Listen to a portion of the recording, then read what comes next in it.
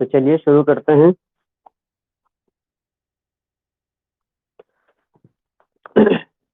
तो जैसा कि हम क्वालिटी में जो पढ़ रहे थे, इससे पहले जो हमने पढ़ा है, सबसे पहले हमने बात करी थी संविधान के निर्माण की। ठीक है, हमने संविधान के निर्माण की बात करी, किस तरीके से संविधान बना। आवाज तो आ रही है ना?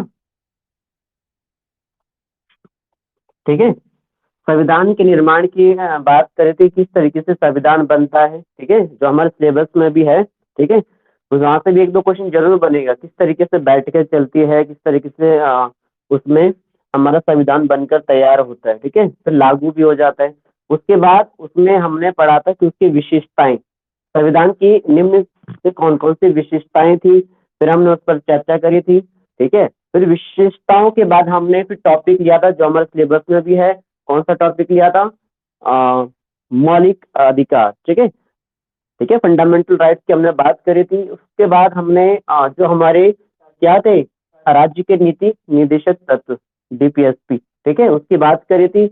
उसके बाद थोड़ी सी हमने चर्चा करी थी मौलिक कर्तव्य की। ठीक है, फंडामेंटल ड्यूटीज की। ठीक है, तो फंडामेंटल ड्यूटीज की आप थोड़ी सी पहले बात सुन लीजिएगा, ऐसा तो यहाँ पे भी आएंगे, अभी वो बात फिर यहाँ पर दोहराऊंगा मैं। ठीक है, यहाँ पर तो उसमें भी अभी मैंने उसमें टीचमेंट ऐप पे एक आपको जो फंडामेंटल ड्यूटीज है वो मैंने आपको पोस्ट की है। ठीक है, वो पढ़ लेना और लिख लेना, याद कर लेना उसको। ठीक है, वहां पर 10 दिए होंगे, 11वां फिर 11वां भी है मेंशन पे वाणी के लास्ट में। ठीक है, अब इसके बारे में थोड़ी बात की अभी चर्चा कर लेंगे। ठीक है, उसके बाद जो इसमें हम थोड़ा सा देखते हैं, अगर संविधान के भाग की जब हम चर्चा करें, यहाँ पर एक क्वेश्चन इस तरीके से भी बन सकता है, डायरेक्ट क्वेश्चन बन सकता है कि मौलिक अधिकार कौन से भाग में वर्णित है। डायरेक्ट क्वेश्चन बन सकता है। ठीक है, फिर ये भी बन सकता है कि संविधान संशोधन की प्रक्रिया कौन से भाग में दी गई है। ठीक है, या तो भाग आएंगे या फिर वो अनुच्छेद भी दे सकता है। तो देखिएगा, इधर मैंने भाग लिखे हैं और उसके बगल में क्या लिखे हैं, कुछ अनुच्छेद लिखे हैं। ठीक है, यहाँ पर मैंने भाग लिखे हैं और उसके बगल में मैंने कुछ अनुच्छेद लिखे हैं। अगर किसी को दिखाई नहीं दे रहा है तो मेरे शब्दों पे जाएं। ठीक है, मेरे शब्दों पे जो आपकी आवाज मेरी जो सुनाई दे रही है उस पे जाएं और नोट भी करते रहें साथ साथ। ठीक है, उस पे जाएं। अब उसके बाद यहाँ से जो क्वेश्चन बनेंगे, यहाँ पर जरूरी नहीं है कि ये सारे के सारे भाग याद करने हैं या कुछ करना है। ठीक है, इनमें से 10-12 इंपॉर्टेंट है। ठीक है, 10-12 को ही लेके हम समझेंगे भी कि किस तरीके से इंपॉर्टेंट चीजें पूछते हैं इसमें। ठीक है, बाकी तो कुछ तो ऐसे ही दिए हैं। ये 22 के 22 मैंने इसलिए लिखे ताकि आपको पता लग जाए कि इस तरीके से वर्णन किया गया है। ठीक है, इसको ग्रुप में डिवाइड किया गया। बाकी तो वर्तमान में हमने बात करी थी, कितने भाग है वर्तमान में, बोलिएगा। अब देखिएगा, जब संविधान ने भाग बनाए, क्या बनाए, जो संविधान ने भाग बनाए, कितने बनाए, भाग। क्या कोई बताएगा ये भाग बनाए क्यों होंगे, क्यों बनाए 22 भाग या 10-12 भाग, जो भी बने, भाग बनाए क्यों, क्यों बनाए होंगे भाग, बताइएगा, बताइएगा, भाग क्यों बनाए होंगे, बोलिएगा, अपने विचार रखिए, भाग क्यों बनाए होंगे। पहले तो ये सोचने वाली बात है, भाग बनाए क्यों। अगर मैं क्वेश्चन पूछूं कि अनुच्छेद बनाए क्यों, है ना, अनुच्छेद से क्या काम, ठीक है, लेकिन भाग का क्या काम, भाग बनाए क्यों, बताइएगा, बोलिएगा जल्दी, टीम को बताइए, भाग क्यों बनाए होंगे। अच्छा, पता नहीं, चलो कोई बात नहीं। अब एक बात बताइएगा, जैसे मौलिक अधिकार थे, क्या थे, मौलिक अधिकार थे। ठीक है, कितने थे, कोई बताएगा मौलिक अधिकार कितने, बताएगा कोई मौलिक अधिकार कितने, कितने मौलिक अधिकार, 6, कितने मौलिक अधिकार, कितने मौलिक अधिकार, 6, पक्का। अगर वास्तव में आपको बताऊं तो मौलिक अधिकार जो है कम से कम 60-70 है, कितने, 60-70 से भी ज्यादा है मौलिक अधिकार। आ रही बात समझ में, कम से कम 60-70 से भी ज्यादा हमारे मौलिक अधिकार है। अब आप पूछोगे मैंने 6 क्यों करवाए, यही पूछोगे ना 6 क्यों करवाए संख्या में, ठीक है। उनको क्या करा है, कैटेगराइज करा, उनको क्या करा, उसको भाग में बांट दिया उन्होंने कि समानता वाले एक तरफ रखो, स्वतंत्रता वाले एक तरफ रखो, शोषण वाले एक तरफ रखो, संस्कृति वाले एक तरफ रखो, है ना। तो इसी तरीके से तो है ये भी, हमने उसको भागों में क्यों रखा, ताकि इजी पड़ जाए, आसान पड़ जाए पढ़ने के लिए, है ना। समानता वाले एक तरफ, स्वतंत्रता वाले एक तरफ, नहीं तो अधिकार तो बहुत है, आ रही बात समझ में। तो उसके बाद देखिएगा, जो मैं बात करता हूं, ये जो भाग बनाए होंगे, ये इसीलिए तो बनाए होंगे, जैसे हमारे संविधान में जब अनुच्छेद लिखे गए थे, क्या लिखे गए थे, अनुच्छेद लिखे गए थे 395 मूल संविधान में, तो उसको पढ़ना इतना आसान नहीं था, इसको पढ़ना इतना आसान नहीं था। 395 को किस तरीके से पढ़ा जाए, कितना एक शेड्यूल बनाया जाए उसके लिए, है ना। मतलब एक जब हम पढ़ने का टाइम टेबल बनाते हैं, अगर पेपर है हमारा, तो हम एक टाइम टेबल नहीं बनाते ताकि इजी पड़ जाए कि ठीक है इस दौरान हम इतना पढ़ेंगे, इस दौरान हम इतना चैप्टर पढ़ेंगे, आज हम एक चैप्टर करेंगे, कल 2 चैप्टर करेंगे, एक मतलब क्या बनाते, भाग बनाते, उसको डिवाइड करते छोटे छोटे, ताकि हमें आसान पड़ जाए। तो इसीलिए संविधान ने कुछ भागों को डेवलप किया, ताकि संविधान को एक भागों में पढ़ना आसान हो जाए और लोगों को पढ़ना भी आसान हो जाए, ठीक है। तो इसी तरीके से भाग बनाए उन्होंने, ठीक है। तो जब संविधान 395 में अनुच्छेद थे, तो उन्होंने 22 भागों में उसको वर्णित किया गया था, लेकिन फिर भी दिक्कत हो रही थी, क्यों, क्योंकि अनुच्छेद भी बढ़ रहे थे, क्या बढ़ रहे थे, अनुच्छेद भी बढ़ रहे थे। जब अनुच्छेद बढ़ रहे थे या घट रहे थे, जो भी संशोधन कर रहे थे, तो फिर भागों में कुछ परिवर्तन आना ही था, है ना। कुछ को भाग को हटाए, कुछ को जोड़े, भागों में कुछ अनुच्छेद ज्यादा हो रहे थे, तो उसको थोड़ा सा और कैटेगरी में रखा। इसीलिए अगर वर्तमान में बात करें, तो 22 की जगह कितने भाग हो गए, 25 भाग हो गए, ठीक है। जब 22 भाग में 395 जब अनुच्छेद थे, तो 25 भागों में कम से कम, मैंने आपको बताया था 465, वर्तमान में अगर बात करूं 465 या 70 के आसपास अब हो गए अनुच्छेद, ठीक है। इसीलिए भाग उनने संविधान में भाग एक बनाए, ताकि आपको आसान हो जाए। आई बात समझ में, बोलिए, आई बात समझ में। हाँ हाँ, तो ये बहुत आसान है, कोई किताबों में थोड़ी ना ऐसे होगा दिया हुआ, हमने आपको आसान बनाने के लिए भागों का निर्माण किया है, ऐसा थोड़ी ना बुक में होगा, ठीक है। ये समझने वाली बात होती है। अब देखिएगा जरा, मैंने कहा संविधान में 22 भागों का वर्णन किया गया है, तो उसमें अनुच्छेद है ये, ठीक है। हम बात करते हैं 395 की बात कर रहा हूं मैं, केवल अभी फिलहाल, ठीक है। अगर मैं मान रहा हूँ 395 की अगर मैं बात करूं, क्योंकि यहाँ देखिएगा लास्ट 395 तक ही मैं वर्णित कर रहा हूँ इसको 22 भागों में, ठीक है। तो अब देखिएगा, जो उन्होंने भाग दिए हैं, तो जरा उसके टाइटल पे ध्यान देना, टाइटल टाइटल पे ध्यान देना उसके, ठीक है। अब देखिएगा जो पहला भाग कहता है, देखिएगा जो पहला भाग कह रहा है, ठीक है, अगर किसी को दिख नहीं रहा तो जो मैं बोल रहा हूँ उस पर ज्यादा ध्यान देना, ठीक है, साथ साथ नोट डाउन भी करते रहना। ये मैं समझना कि किताबों में मिल जाएगा और लिख लेंगे हम, ठीक है, साथ साथ लिखोगे तो और अच्छा आपको लगेगा, ठीक है।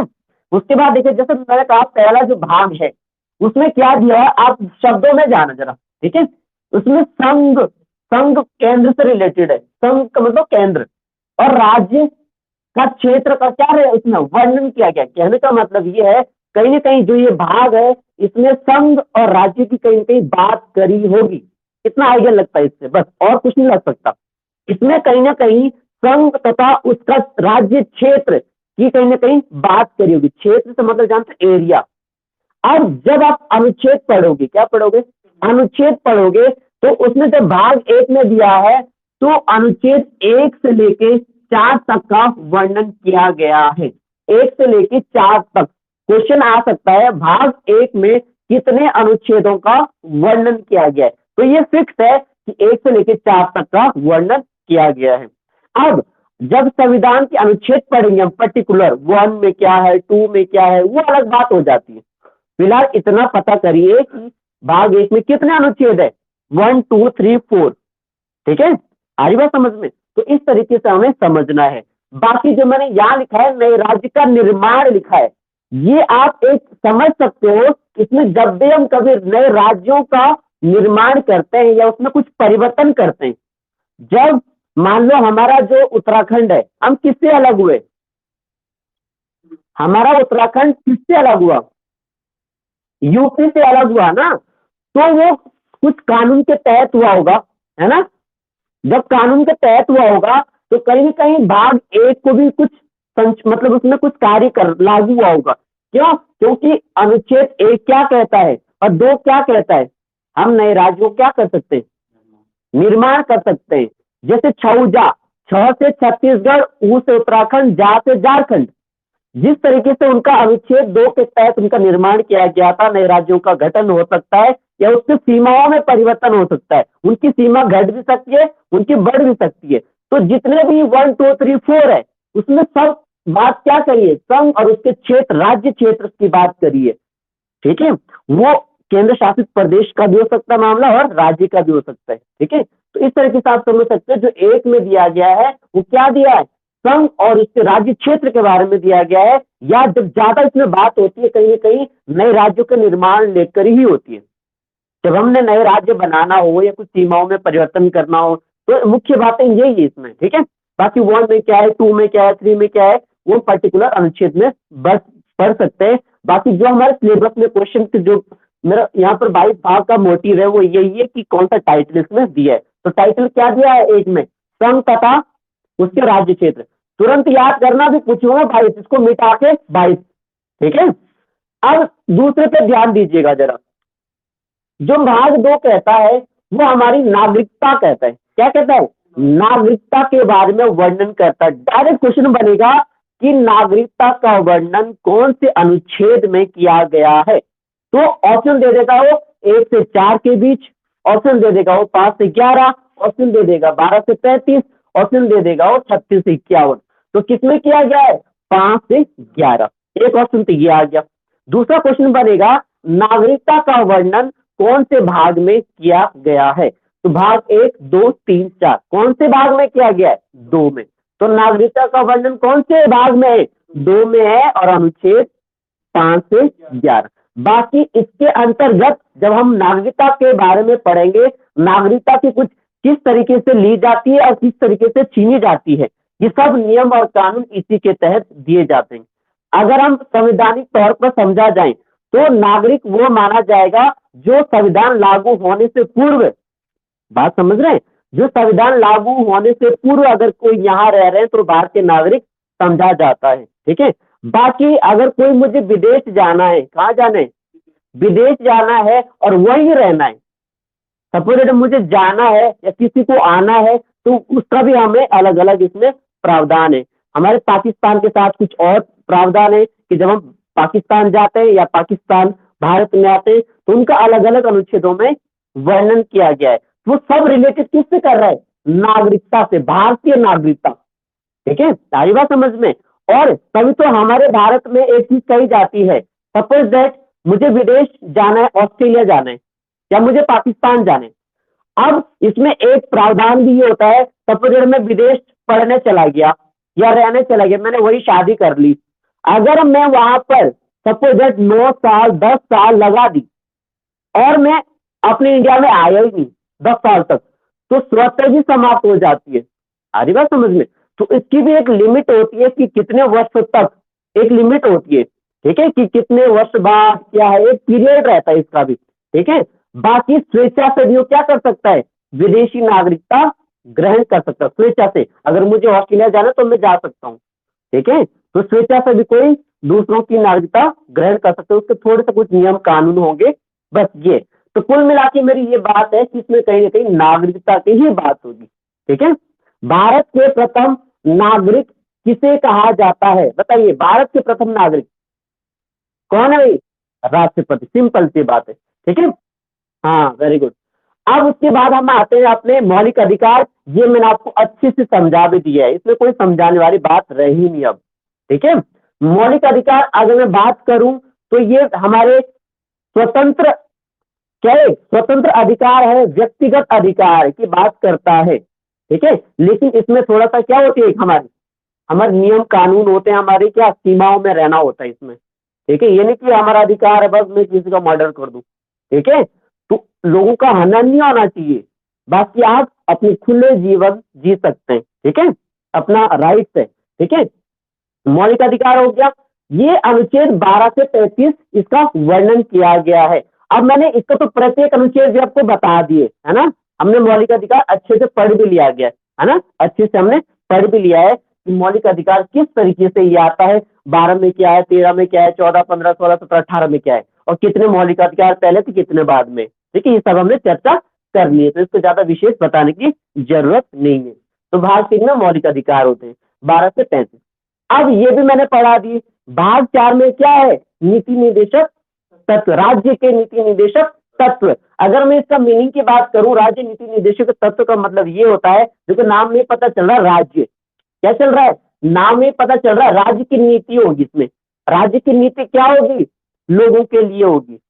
जो राज्य नीति बनाएगा वो लोगों को लोक कल्याण के लिए बनाएगा, लोगों की भलाई के लिए बनाएगा, लेकिन वो जरूरी नहीं है कि वो लागू करें या उस मतलब हम फिर उस तो मैंने बोला राज्य का नीति निर्देशक तत्व को लेकर हम कहा नहीं जा सकते, अनुच्छेद किसके अकॉर्डिंग, कौन सा अनुच्छेद कहता है कि हम न्यायालय नहीं जा सकते।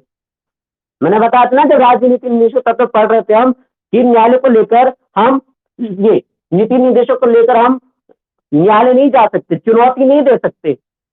तो बताइएगा कौन सा अनुच्छेद था वो, बोलिएगा 37, कौन सा था 37। तो देखो क्वेश्चन तो ऐसे ही आना है और हमने पढ़ लिया और भूल गए, तो इसको याद रखिएगा। ये चीजें ये मैंने आपको 36 बता रखा, 27 37 बता रखा, 38 सारी चीजें हमने पढ़ रखी उस दिन। ठीक है, तो जिन्होंने वो वीडियो नहीं देखी तो वो जरूर देख ले वो और नोट डाउन करते रहे, याद कर ले उसको। ठीक है, तो मैंने सारी चीजें बता रखी है, इसी में तो है सब हमारे, जो हमारे लिए क्या सरकार हमारे लिए क्या रोजगार उत्पन्न करेगा या हमारे लिए कुछ कार्य देगा। ठीक है, तो ये सब उसमें दिए हुए हैं। तो राज्य हमारे लिए क्या, हमारे लिए कुछ कार्य देगा या हमारे लिए क्या लोक कल्याण के लिए बनाए जाते हैं, लेकिन ये वो नहीं होते क्या, जिसे हम बोलते हैं जैसे हम मतलब जरूरी आवश्यक नहीं होता कि जरूरी नहीं है कि वो बस हम उसको लेकर अब हमारे लिए ही बनेंगे, वो उनकी इच्छा पर भी निर्भर करते हैं, लेकिन उनका एक दायित्व बनता है, इनका यहाँ दायित्व है इनका ये। ठीक है, सारी बात समझ में। और लेकिन इसे लेकर हम कहाँ नहीं जा सकते, कोर्ट नहीं जा सकते, न्यायालय चुनौती नहीं दे सकते।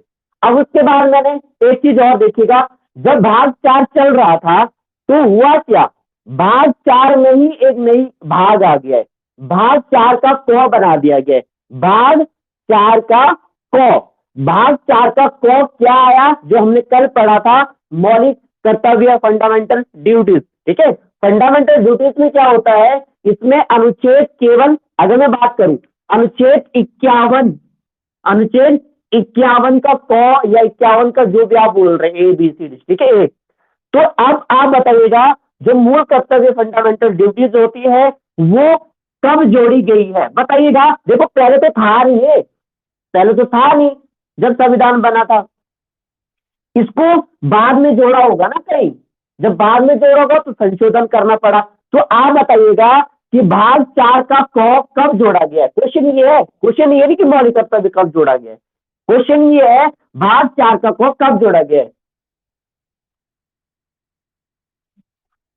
ठीक है, वेरी गुड, 42 से संविधान संशोधन 1976 में, एक क्वेश्चन यही बनता है। ठीक है, तो कब जोड़ा गया था, भाग 4 को, भाग 4 क में क्या है, मौलिक कर्तव्य फंडामेंटल ड्यूटीज। ठीक है, भाग 4 में क्या है, मौलिक कर्तव्य, तो मौलिक कर्तव्य को कब जोड़ा गया था, 42वां संविधान संशोधन 1976 में। क्वेश्चन फिर ये आता है कौन से अनुच्छेद में, 51 के क में। ठीक है, ध्यान रखिएगा 51 ये भी है अंतर्राष्ट्रीय शांति विदेशी संबंध, लेकिन यहाँ पर क्या है मूल कर्तव्य। फिर क्वेश्चन आता है मूल कर्तव्य, हमने कल भी कहा था कि मूल संविधान में कितने कर्तव्य थे, 10 थे, कितने थे, 10 थे। जब हमने यहाँ पे संशोधन करा तो कितने वो थे, कितने थे, 10 मूल कर्तव्य थे। जब 10 मूल कर्तव्य थे तो किसकी सिफारिश पर उन्होंने ये संशोधन करा था या ये मूल कर्तव्य जोड़े गए थे, किसकी सिफारिश पर करे थे, बताइएगा, आप बताइएगा। हाँ, सरदार स्वर्ण समिति की सिफारिश पर उन्होंने ये कर्तव्य मूल संविधान में जोड़े थे। आई बात समझ में। अब जो नेक्स्ट क्वेश्चन जो बनता है वो ये बनता है, वर्तमान में तो 11 है, कितने? 11 है। कल परसों मैम ने क्वेश्चन पूछा था मेरे से कि 11वां मूल कर्तव्य जो माता पिता का जो कर्तव्य बनता है या दायित्व बनता है स्कूल भेजने का 6 से 14 वर्ष के लिए, वो कब जोड़ा गया था? तो देखिएगा जो वो 11वां मूल कर्तव्य जो जुड़ता है वो 86वां संविधान संशोधन 2002 को जोड़ा जाता है। ठीक है, 86 हुआ संविधान संशोधन 2002 को जोड़ा जाता है। आ रही बात समझ में? तो इस तरीके से समझना है 86वां संविधान संशोधन 2002 को 11वां मूल कर्तव्य जोड़ा गया है। और 11वां क्या है मैंने बता दिया।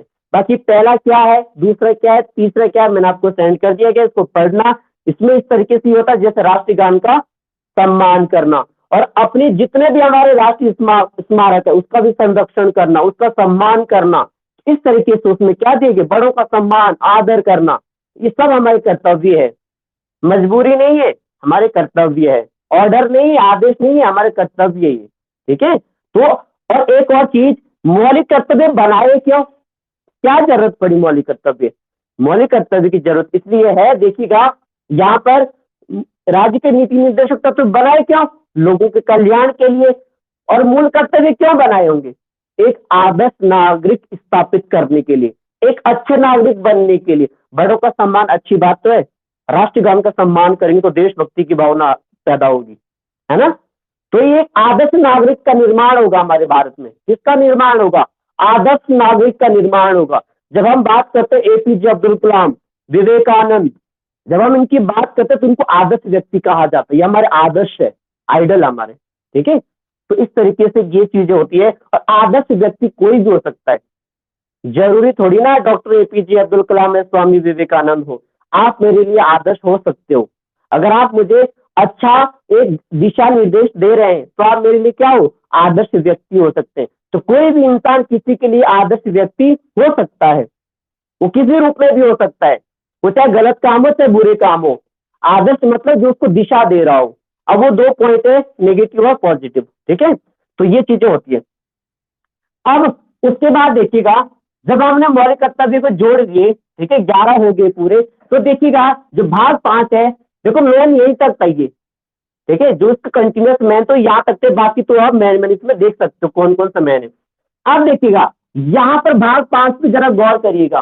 भाग 5 में गौर करिएगा, इसमें केवल और केवल संघ लिखा गया है। संघ से तात्पर्य हमारा क्या है? संघ मतलब केंद्र से है। ठीक है, संघ शक्तियां मतलब केंद्र से संबंधित शक्तियां होगी। तो मैंने जो अनुच्छेद 52 लिखा है और 151 लिखा है, तो इसका मतलब है जितने भी 52, 53, 54, 55, 56, 151 तक जितने भी अनुच्छेद है उसमें कहीं ना कहीं संघ से रिलेटेड कहीं ना कहीं बातें हुई होगी, चर्चा हुई होगी। या कहने का मतलब ये है इसमें संघ शक्तियों के बारे में दिया होगा कि संघ किस तरीके से कार्य करेगा। जैसे अगर मैं 52 की बात करूं तो 52 में है क्या? राष्ट्रपति। और राष्ट्र किसका होता है? राष्ट्रपति किसका होता है? राष्ट्र का, देश का, संघ का, है ना? तो इसका मतलब ये तो जितनी भी हमारी संघ संबंधी कार्यपालिकाएं होती है, न्यायपालिकाएं होती है, जितने भी ये सब चीजें होती है, संसद होती है, लोकसभा होती है, राज्यसभा होती है, ये सब केंद्र की ओर, मतलब केंद्र की ओर क्या संवैधानिक सब शक्तियां है। तो ये सब किसमें रखेगी है? संघ शक्तियां बोल सकते हो। तो 52 से 151। ठीक है, तो ऐसे क्वेश्चन भी नहीं बनेगा। खैर क्वेश्चन इस तरीके से बनेगा 52 इससे संबंधित है। तब भी आप ध्यान रखिएगा संघ से रिलेटेड किसमें? भाग 5 में। भाग 6 कहता है किसमें? राज्य की बात कर रहा है। जिस प्रकार संघ कर रहा था ना यहाँ पर बात, इसी प्रकार भाग 6 राज्य के बारे में बताता है। इसमें राज्य के शासन के बारे में बात कर, राज्य के मंत्री, राज्य के राज्यपाल, राज्य की परिषद, विधान परिषद। आपने सुना होगा विधानमंडल। विधानमंडल कौन से अनुच्छेद में? बताइएगा, विधानमंडल कौन सा अनुच्छेद में? बोलिए, आवाज आ रही है? बोलिए, आवाज आ रही है? हाँ, विधानमंडल कौन सा अनुच्छेद में? नहीं पता कौन सा अनुच्छेद में? कौन सा अनुच्छेद में? 168 पढ़ा आप लोगों ने? 168 सुना होगा। और 153 में क्या है? 153 में नहीं पता, शाबाश। 153 में क्या है? क्या है? राज क्या? राज्यपाल, जो हमारे उत्तराखंड के राज्यपाल है, ठीक है, आ रही बात समझ में? उनका वर्णन कहाँ पे है? 153 में। तो देखिएगा, देखो 152 के बाद है ना, तो 153 और 168, तो जितने में राज्य संबंधी घटनाएं हैं, शासन प्रशासन है, वो सब किसमें दिया हुआ है? भाग भाग 6 में। आ रही बात समझ में? तो इस तरीके से आपको समझना है। अब एक चीज देखिएगा, अब आगे देखिएगा, जो भाग 7 मैंने यहां लिखा हुआ है, क्या लिखा? भाग 7 राज्य, ठीक है। कहने का मतलब है ये तो था ही, ये तो था ही राज्य। 37 तक, 37 तक, 237 तक राज्य के बारे में है, लेकिन उसके आगे भी राज्य के बारे में चर्चा की गई थी। तभी तो यहाँ पे क्या लिखा है? ख लिखा है, ठीक है। अब ये 238 क्या है? अनुच्छेद है, इसको क्या कर दिया? अब समाप्त कर दिया गया है। क्या कर दिया? समाप्त कर दिया गया है। क्वेश्चन आएगा, भाग 7 को कौन से संशोधन के तहत हटाया था या कब हटाया था, और भाग 7 में क्या था? तो भाग 7 में देखिएगा, तो यहाँ पे भाग 7 जो है, देखिए भाग 7 में जो 238 238 जो अनुच्छेद आर्टिकल था, वो 7वां संविधान संशोधन 1956 के द्वारा समाप्त किया गया। 7वां संविधान संशोधन 1956 के द्वारा क्या करा गया है? समाप्त कर दिया गया है, ठीक है। ये चीजें हैं। अब भाग 8 देखिए, देखो ये इंपॉर्टेंट यहाँ तक है, बाकी मैं आपको बता दूंगा जो इंपॉर्टेंट होगा, ठीक है। अब देखिएगा, भाग 8 में भी उसी तरीके से चर्चा कर रहा है, संघ राज्य क्षेत्र की चर्चा कर रहा है। किसकी चर्चा कर रहा है? संघ राज्य क्षेत्र की चर्चा कर रहा है। इसमें भी कहीं ना कहीं वो संघ की बात करेगा, ठीक है। संघ और राज्य, यहाँ दोनों मिलकर एक आपस में क्या करेगा? क्षेत्र की बात करेगा। संघ और राज्य को मिलकर बात करेगा। यहाँ पर कौन सा अनुच्छेद में? 239 और 242 में। उसके बाद देखिएगा भाग 9 पंचायत 243 में, पंचायत की बात करी गई अनुच्छेद 240, बोलिएगा 243 में।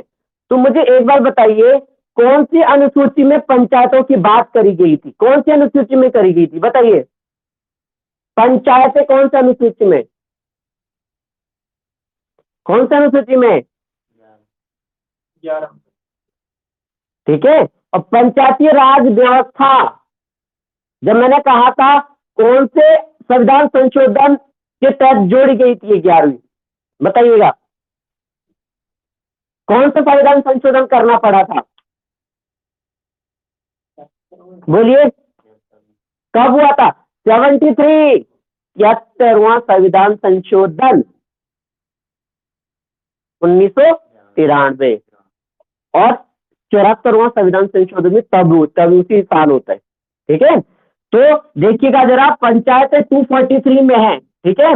बाकी जो अलग से देखिएगा जरा यहाँ पर, फिर एक 9 का क दोबारा जोड़ा गया था यहाँ पर, भाग 9 का क, सरकारी संस्थाएं। अब पंचायत तो थी, बाकी कुछ और सरकारी संस्थाएं लाई थी, ठीक है, सरकारी संस्थाएं आई थी। फिर जैसे उसको कहाँ रखा गया है? इसी में रखा गया था अलग से, 243 ए से लेके 243 जेड जी, ठीक है, लिख लेना, ये इसके पार्ट है, ये जेड जी तक चला गया था, ठीक है। 243 ए से लेके, अगर किसी को नहीं दिख रहा तो सुन लो, 243 से ए से लेके 243 जेड जी, इसके लिए कौन सा संविधान संशोधन करा? 74वां संविधान संशोधन 1993। 73वां भी उसी समय हुआ था, और 74वां भी उसी समय हुआ था, ठीक है। तो ध्यान रखिएगा,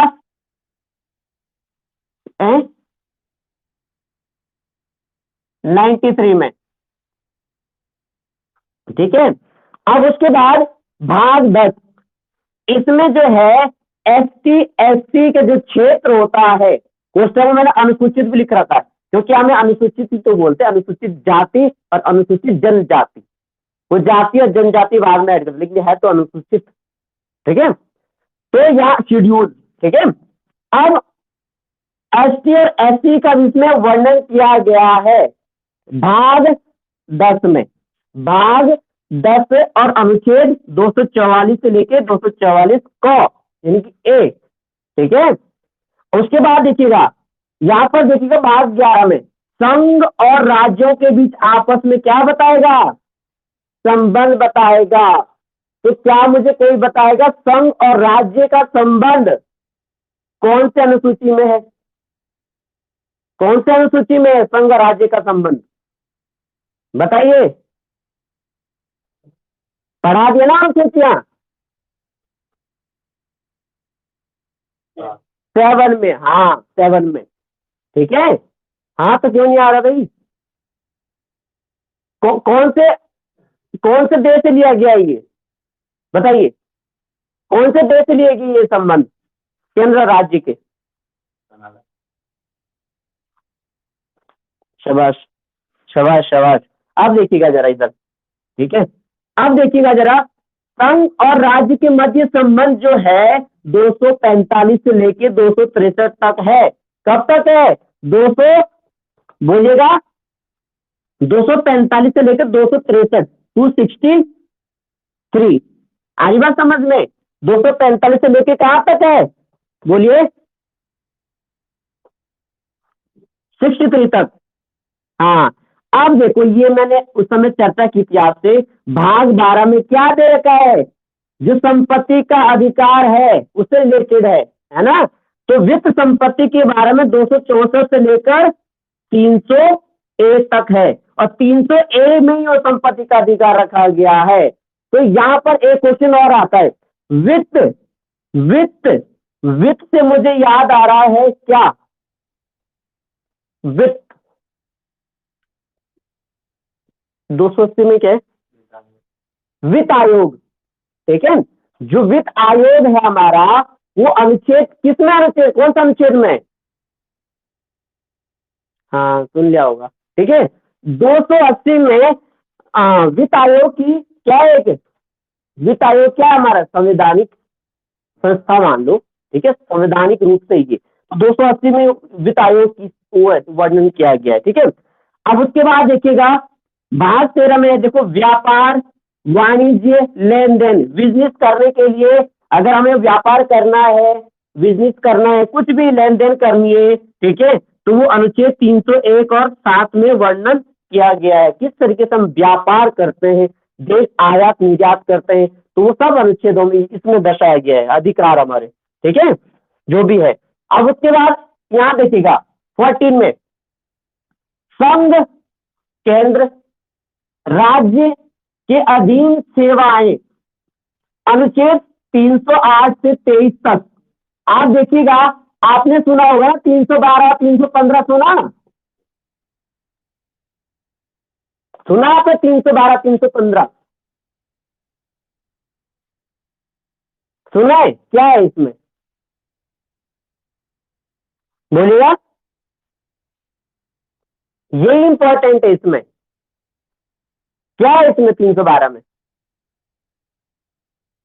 क्या है, आपने ये सुना राज्य लोक सेवा आयोग, सुना, राज्य लोक सेवा आयोग, और एक होता है संघ लोक सेवा आयोग। राज्य लोक सेवा आयोग कहाँ है, कहाँ है राज्य लोक सेवा आयोग, आपसे पूछ रहा हूं महाराज जी, बताइए कहाँ है राज्य लोक सेवा आयोग,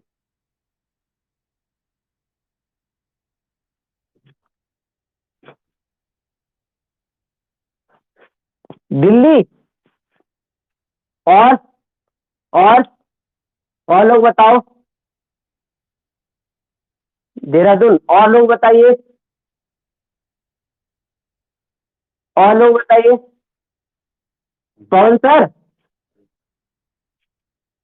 हेलो पवन सर, आप आपने लेक्चर का फॉर्म भरा,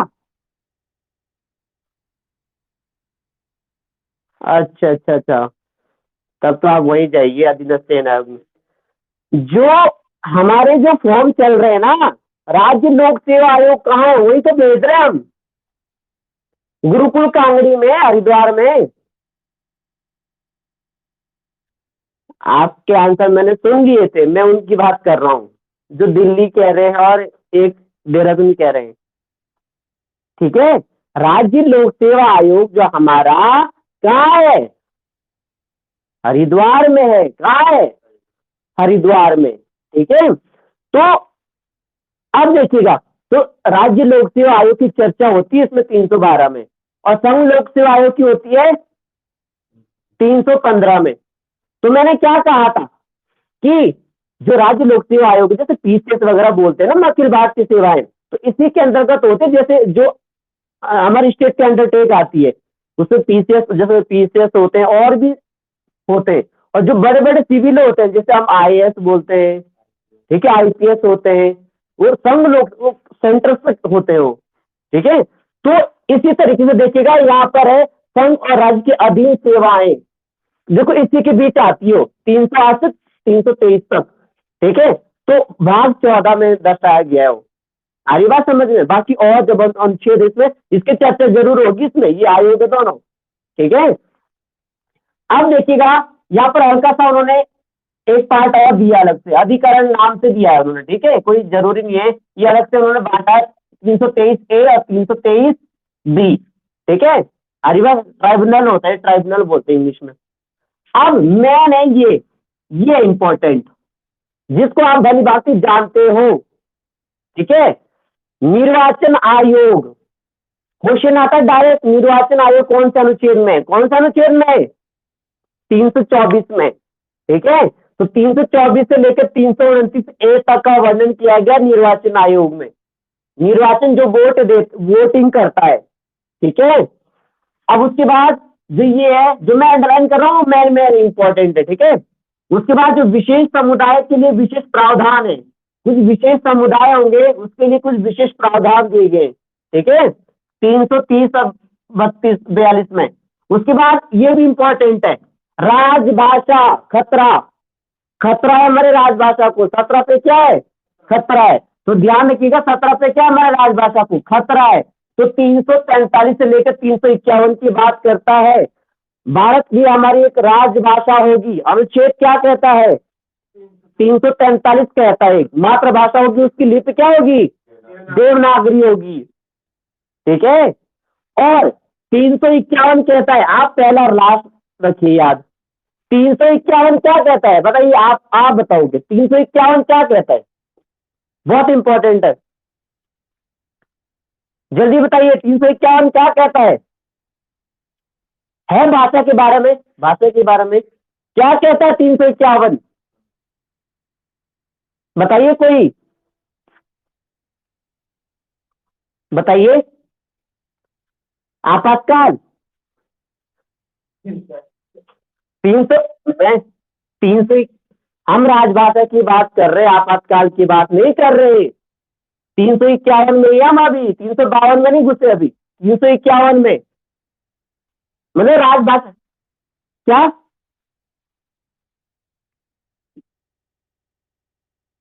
हिंदी को राजभाषा का जो दर्जा मिला है, मैं आपको बार बार बोल रहा हूँ, वो 343 के ही तहत है। ठीक है, इसी में ही आता हूँ। ठीक है, जब हमारी राजभाषा, राष्ट्रभाषा जो भी आप बोल रहे हैं, ठीक है, तो स्वतंत्रता से पहले हमारी राष्ट्रभाषा ही मानी जाती थी। ठीक है, अब राजभाषा ही। ठीक है, राम राजभाषा होती, कामकाज की भाषा। तो 351 क्या कहता है? क्या कहता है? हिंदी, जो हिंदी भाषा है उसको विकसित करने का प्रावधान है। हिंदी भाषा को प्रचार प्रसार करिए, हिंदी का विकास करिए, नहीं तो खत्म हो जाएगी ये हिंदी। हो भी रही है, हो भी गई, नहीं हुई, नहीं हुई, नहीं हुई, हो रही है, धीरे धीरे हो रही है। आप कहीं भी जाओ बाहर, दुकान वाला अनपढ़ है, उसके बाहर इंग्लिश में लिखा होगा, है ना? कहीं भी जाओ इंग्लिश में लिखा होगा, नो एंट्री। गेट में घुसेंगे, कहीं जाएंगे, है ना, तो वो पहले ही लिखा होगा, बी अवेयर, बी अवेयर। उनको खुद नहीं पता क्या है इसका मतलब। तो कहने का मतलब ये है, अंग्रेजी का इतना क्या हो गया है, वर्चस्व हो गया है। तो कहने का मतलब है, संविधान में अनुच्छेद ऐसा भी रखा हुआ है कि इसका प्रचार प्रसार करिए, हिंदी का विकास कीजिएगा। ठीक है, तो ये चीजें हैं, फिर तो बहुत लंबी कहानी है इसमें, ठीक है। अब देखिएगा, ये इंपॉर्टेंट है, भाग 18, आपात उपबंध की व्यवस्था 352 से 60 के बीच, ठीक है। तो जो इमरजेंसियां होती है 3 टाइप में बांटी गई है। पहली होती है, बताइएगा, जैसे राष्ट्रीय आपातकाल, क्या होती है? राष्ट्रीय आपातकाल कौन से अनुच्छेद में है? 352। उसके बाद होता है राष्ट्रपति शासन 356, कौन से अनुच्छेद में? 356 में हो गया राष्ट्रपति शासन। उसके बाद होता है वित्तीय आपातकाल, क्या होता है? वित्तीय आपातकाल, ये होता है 360। डायरेक्ट क्वेश्चन बनेगा में कि राष्ट्रीय आपातकाल कौन से अनुच्छेद में वर्णित है, वित्तीय आपातकाल कौन से अनुच्छेद में है। फिर आएगा क्वेश्चन कि राष्ट्रीय आपातकाल पहली बार कब लगा, क्वेश्चन बनेगा, जनरली क्वेश्चन बनेगा ये, राष्ट्रीय आपातकाल पहली बार कब लगा, तो बताइएगा कब लगा पहली बार? 1900। अच्छा, बाकी मैम ने क्या कहा? 1962। और किसी के आंसर है? 49 में, 1949 में, शाबाश। 1972 का ध्यान है आपको। और क्वेश्चन आ चुका है पेपर में, क्वेश्चन क्या आ चुका है पेपर में कि राष्ट्रीय आपातकाल पहली बार कब लगा? ऑप्शन है 1972, 1967, 1962, 1966। बताइएगा, अब बताइए। और एक ऑप्शन और भी है, 1951। बोलो, 1972 है। तो पहली बार जब लगा था, सुन लीजिएगा, लिखते भी रहिए साथ साथ, पहली बार लगा था 8 नवंबर 1962 को। कब लगा था? 8 या 4 नवंबर को? 8 नवंबर 1962। नवंबर छोड़ दीजिएगा, आप 1962 लिख लीजिएगा पहले, ठीक है, 1962 में। अब क्वेश्चन आता है क्या कारण था, कारण क्या था? तो कारण था बाह्य आक्रमण, लिख लो साथ साथ, कारण क्या था? बाह्य आक्रमण था। बाह्य आक्रमण किसका था? चीन का। किसका था? चीन आक्रमण था। 1962 में हुआ था ना चीन युद्ध। तो क्वेश्चन क्वेश्चन ये भी आएगा, भारत चीन युद्ध कब हुआ? 1962 में, ठीक है। तो 1962 से लेकर 68 तक चलता रहता है ये, आ रही बात समझ में? क्यों? युद्ध ही चलता रहता है उस दौरान, ठीक है, तो इमरजेंसी लगी रहती है, ठीक है। तो 1962 से लेकर 68 तक पहला राष्ट्रीय आपातकाल लगता है भारत में। और क्या? और जो इसमें क्या होता है, और इसमें राष्ट्रीय आपातकाल का जो होने का कारण था वो आपको पता चल गया, बाह्य कारण था, बाह्य आक्रमण। बाह्य आक्रमण किसका? चीन का, ठीक है। उसके बाद दूसरा राष्ट्रीय आपातकाल जब लगा था, ये 3 बार लग चुका है, लिख लीजिए पहले, वहां पर 3 बार लग चुका है ये मेनली। पहला वो बाह्य आक्रमण हो गया, दूसरा लगा था 71 में, 71 में, ठीक है। 71 में क्या हुआ था? पाकिस्तान के साथ भिड़ गए थे, है ना, पाकिस्तान के साथ भिड़ गए थे 71 में, वो भी बाह्य आक्रमण हो गया है। क्या हो गया है? बाह्य आक्रमण था वो भी। तो 61 से 77 तक चला था ये भी बाह्य आक्रमण, क्वेश्चन आता है ये। और सुनो सुनो मेरी बात सुनो, ठीक है, 77 तक रहता है उसमें, सुनिएगा जरा, मेरी बात सुनिएगा। उसके बाद हुआ क्या? उसके बाद हुआ क्या? हाँ, 75 76, अभी देखो इसका रीजन क्या है। अब हुआ क्या, फिर जब राष्ट्रीय आपातकाल चल रहा था, इमरजेंसी लगी हुई थी, बाह्य आक्रमण था चीन पाकिस्तान के साथ, तो हुआ क्या, उस समय टाइम पीरियड चल रहा था किसका? इंदिरा गांधी जी का। किसका चल रहा था? इंदिरा गांधी। तो उस दौरान एक दूसरा क्या हो जाता है, इमरजेंसी लग जाती है। और इमरजेंसी क्या? इमरजेंसी तो इमरजेंसी समझ लो, क्योंकि पहले से ही लगी हुई थी, लेकिन वो कारण दूसरा है, कारण अब दूसरा है। कारण क्या था? आंतरिक अशांति, अपने घर में हो गए बवाल, आंतरिक अशांति, अपने घर में भिड़ गए, ये समझ लो। कई अब रीजन ये नहीं था चीन से लड़ रहे हैं या पाकिस्तान से लड़ रहे हैं, अब रीजन ऐसा नहीं है, अब आंतरिक अशांति फैल गई, ठीक है, जिसको कि वर्तमान में सशस्त्र विद्रोह के नाम से जाना जाता है। क्वेश्चन लिख लेना, आंतरिक अशांति को वर्तमान में सशस्त्र विद्रोह के नाम से जाना जाता है। सशस्त्र, शस्त्र जानते हो, शस्त्र, ठीक है, तो सशस्त्र विद्रोह हुआ था आपस में, ठीक है, हथियार वगैरह समझ लो आप। तो इस तरीके से समझिएगा। तो इसी तरीके मैं कह रहा हूं, जब वो चलता है राष्ट्रीय क्या आपातकाल चल रहा था, ठीक है, 71 से 77 के बीच, तो 75 में क्या 75 में क्या चलता था, तीसरा जो आपातकाल लग जाता है उसका कारण क्या था, आंतरिक अशांति, जबकि पहले से लग हुई थी इमरजेंसी, तो आंतरिक क्या गया, वो आपातकाल के अंदर कभी आपातकाल लग गया। आई बात समझ में या नहीं आई? तो इस तरीके से राष्ट्रीय आपातकाल चले थे। अब मुझे एक बात फिर से बताइएगा, राष्ट्रपति शासन कौन से अनुच्छेद में था?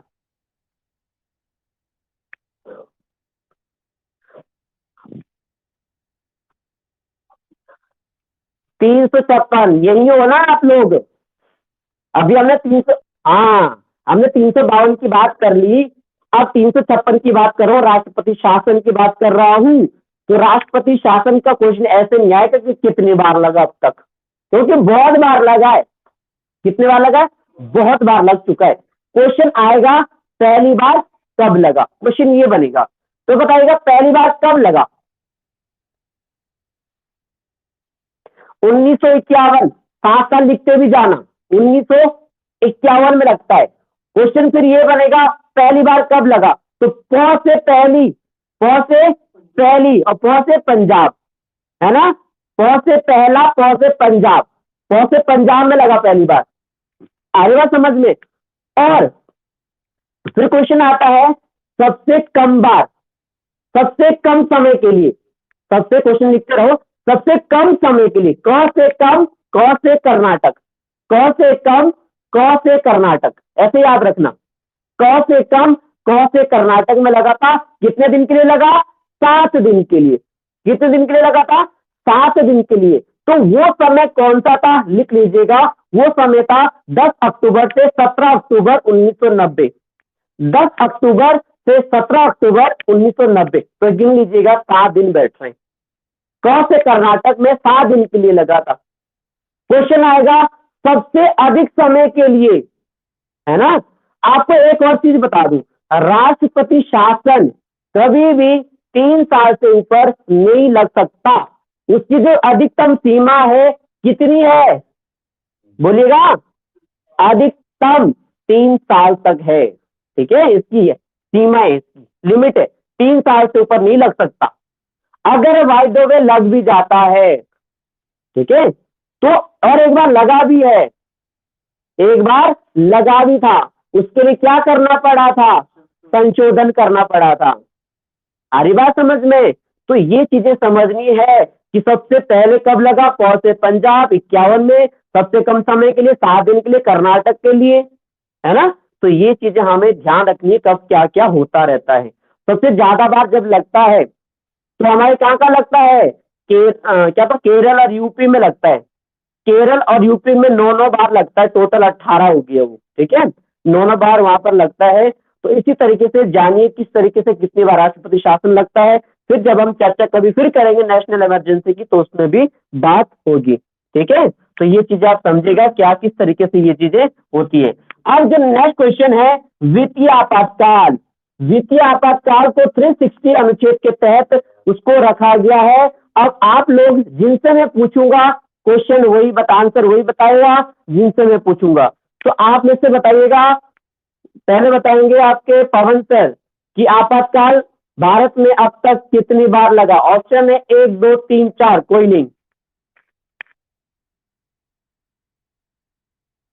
2 बार, शाबाश, कोई बात नहीं। पीहू मैम बताएंगे आप, पीहू जो भी है, मैम या सर जो भी है, पीहू आप बताएंगे कि वित्तीय आपातकाल अब तक भारत में कितनी बार लगा। ऑप्शन है 1 2 3 4, कोई नहीं, 1 2 3 और कोई नहीं, मतलब 0, ठीक है, 1 2 3 ऑप्शन है 0, लास्ट चौथा बताइएगा। बाकी कोई भी बताओ, कोई भी बताओ बाकी। सर का है 2, कितनी बार लगा है? शाबाश, ठीक है। कितनी बार लगा है? 0 बार। कितनी बार लगा है? 0 बार। एक बार भी अभी तक वित्तीय आपातकाल नहीं लगा, ठीक है। हरी बात, तो क्वेश्चन ऐसे ही आएगा, आएगा क्वेश्चन ये, ठीक है। जैसे मैंने वो बताया था, आज कौन सा क्वेश्चन बताया था कि 5000 से मीटर के ऊपर में कितने 1% पाए जाते हैं, ठीक है। तो इस तरीके से बनाते हो क्वेश्चन। हाँ, ठीक है। तो ये चीजें समझ में आई या नहीं आई? तो इस तरीके से आपातकाल। अब आपातकाल से मुझे याद आ रहा है, आपातकालीन जो व्यवस्थाएं होती है कौन से देश से ली गई है आपातकालीन?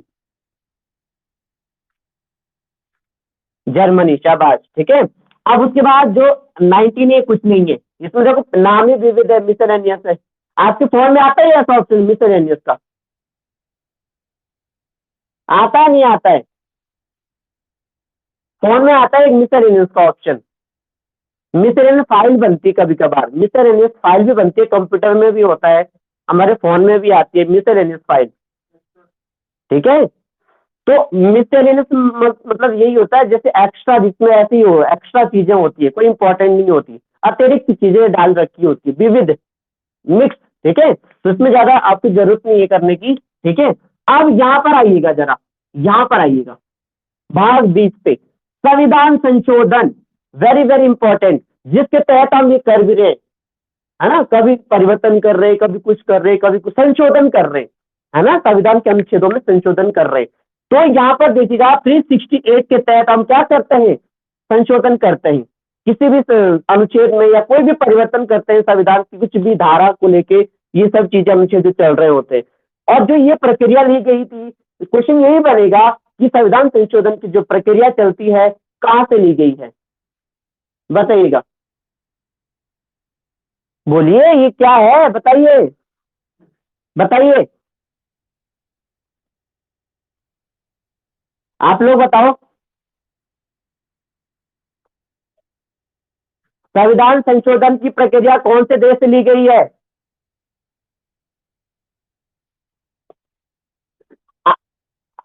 और कोई? इतनी लेट क्यों लग रही भाई इसमें, ये तो मैंने बताया था। और कोई बताइए भाई। दक्षिण अफ्रीका से। कहां से ली गई थी? दक्षिण अफ्रीका से। तो और लोग क्यों नहीं बोल पा रहे, क्या कारण है भाई, कुछ समझ में नहीं आ रहा है, ठीक है। अब उसके बाद देखिएगा, यहाँ पर फिर ये कुछ नहीं है, ये ऐसे दे रखा है। उसके बाद देखिएगा, अस्थायी परिवर्तन नहीं है, उसको कुछ विशेष प्रावधान दिए गए हैं, ठीक है। यहाँ पर भी यही है, देखो संक्षिप्त नाम कुछ दिए गए हैं, हिंदी भाषा, आधिकारिक निशान, समाज, कुछ नहीं है। मेन ये है, देखिएगा डायरेक्ट क्वेश्चन पूछेंगे कि 20 भाग 20 में क्या है? संविधान संशोधन। ये भाग 18 में क्या है? आपातकालीन। 17 में क्या है? खतरा, विशेष, ये राजभाषा, निर्वाचन 15, बाकी ये देख लेना, थोड़ी सेवाएं 14, ठीक है।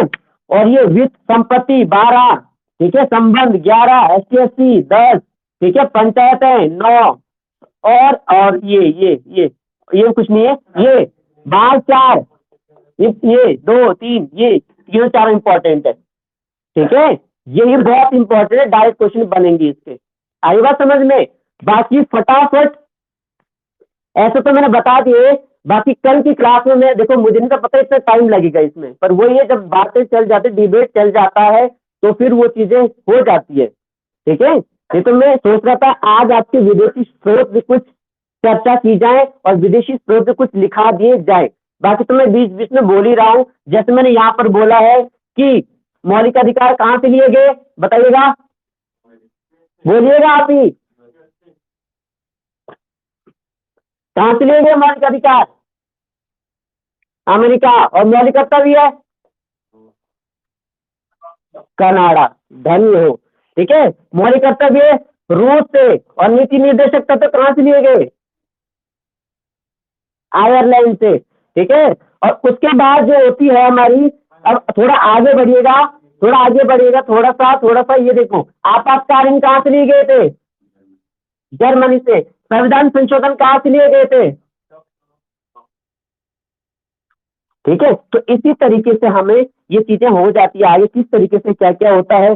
और जो न्यायिक पुनरावलोकन होता है वो कहाँ से लिया गया था, मैंने चर्चा करी थी इसकी भी। न्यायिक पुनरावलोकन अनुच्छेद 13 कहाँ से लिया गया था न्यायिक पुनरावलोकन? बस अमेरिका से। फटाफट आप जवाब देते रहिएगा। संघ सूची मैंने बताया था, संघ सूची कनाडा, राज्य सूची कनाडा, संवृत्त सूची ऑस्ट्रेलिया, है ना। तो ये चीजें हमें फटाफट आनी चाहिए उंगलियों में बिल्कुल। हाँ, जब मैं बात कर रहा था नागरिकता की, तो भारत में किस प्रकार की नागरिकता का प्रावधान है? ऑप्शन में एकल नागरिकता है, या दोहरी नागरिकता है, या बहु नागरिकता है, ये क्या है, किस प्रकार है? एकल नागरिकता। तो जब मैं बात कर रहा था कि 10 साल अगर स्वेच्छा से मुझे अमेरिका की लेनी है, तो मेरी भारत की जो नागरिकता स्वतः ही क्या हो जाएगी, समाप्त हो जाएगी। तो जो एकल नागरिकता जो प्रावधान होता है, ये कहां से लिया गया था? हमने कहां से चुराया था ये? ब्रिटेन से, ब्रिटेन इंग्लैंड से, ठीक है। और दूसरी बात जो मैंने आपसे कहा था, जब केंद्र और राज्य का जो संबंध है, मैंने आपको बताया था केंद्र और राज्य की जो संबंध की बात चलती है, तो वो कौन से अनुच्छेद में, सॉरी, कहां से लिया गया था केंद्र राज्य संबंध को विषय? कहां से लिया गया था केंद्र राज्य के संबंध का विषय? जल्दी बताइए, जल्दी बताइए, जल्दी बताइए। ऑस्ट्रेलिया से, ठीक है। उसके बाद देखिएगा, कानून के समान संरक्षण, कानून के समान संरक्षण और कानून के समक्ष समता कौन से अनुच्छेद में, बताइएगा कौन से अनुच्छेद में? कानून के समक्ष समता, कानून के समान संरक्षण कौन से अनुच्छेद में? पढ़ रखा मैंने ये, बताइएगा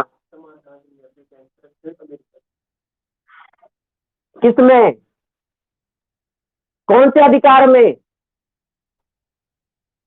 मौलिक अधिकार में है। मौलिक के कौन से अधिकार में है? स्वतंत्रता का अधिकार है, शोषण का अधिकार है, समानता का अधिकार है, क्या है ये? चलो ठीक है, समानता का अधिकार है, ये तो पता लग भी रहा है, समान। अब मुझे ये बताइए, समानता का अधिकार तो 14 से 18 है, तो 14 में है, 15 में है, 16 में है, 17 में कहाँ है? संवैधानिक उपचारों का अधिकार। अरे महाराज, अनुच्छेद 14 जब हमने पढ़ा था, अनुच्छेद 14 में हमने पढ़ा था कि सभी को समान संरक्षण दिया जाए, सभी को समान अधिकार दिया जाए, विधि के समक्ष समता समानता की हमने बात करी थी। हमने कहा था सभी को एक नजर से देखा जाए, किसी के साथ भेदभाव न किया जाए, ठीक है, सभी को समान अधिकार मिले। फिर जब मैंने 15 की बात करी थी, धर्म, जाति, मूल, वंश, स्थान वगैरह वगैरह 5 की बातें करी थी, उसके आधार पर भेदभाव नहीं करा जाएगा। 16 में मैंने कहा था लोक नियोजन की अवसर दिए जाए। फिर 16 के 4 में SC ST OBC का आरक्षण था, 17 में खतरा था, अस्पृश्यता का अंत था, 18 में क्या था, उपाधियों का अंत था, और हमारा समानता का अधिकार फिनिश, ठीक है। तो ये चीजें सोचिए, जरा सोचिए, विचार करिएगा कि किस तरीके से ये चीजें चलती है। पढ़ाई बहुत अच्छी है, पढ़ाई क्या है, बहुत अच्छी है, ठीक है। इसे क्या करिए, ठीक है, हाँ, प्रेम कीजिएगा इससे, प्रेम, ठीक है। आ रही बात समझ में? बहुत अच्छा ही है, ठीक है, ये हमें बहुत कुछ देता है, ठीक है। तो ये चीजें समझिए, ये आनंद, परम आनंद आता है जब चीजें समझते हैं, पढ़ते हैं, तब लगता है कि सच में पढ़ाई की क्या वैल्यू होती है। तो इसे याद रटना नहीं है, समझना है चीजों को। बहुत ईजी है, ये हमसे डेली चीजें होती रहती है।